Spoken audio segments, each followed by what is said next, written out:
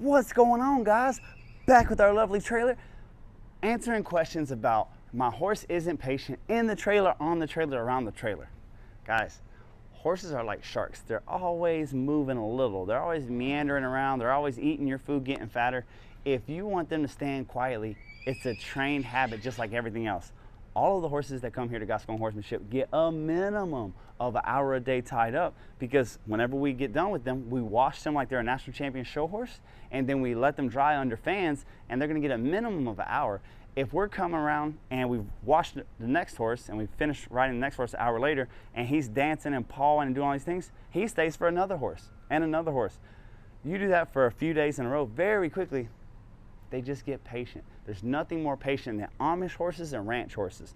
Amish horses, they have to be the most patient because they can get strapped up, loaded up, pull a trailer from here to the barn, and then they have to stand in the barn while everybody's loading that trailer for an hour. Then they go from there to wherever they're going, and they have to stand for another hour to get it unloaded. The way that they get those horses so patient is all day they stand in tie stalls with hay and water, and they stand tied up. They have hay and water, and at night they get turned out. They don't have box stalls, is what they call our stalls.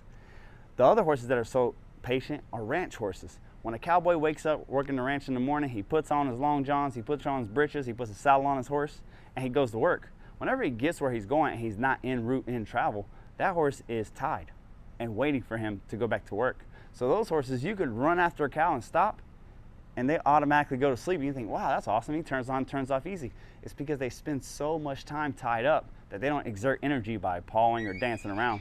That's what you want to do with your horses.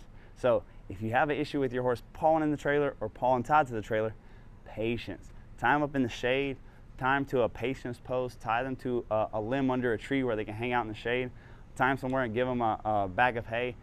Patience is a virtue. Patience is something that can be trained into your horse. Try that out and let me know how it goes.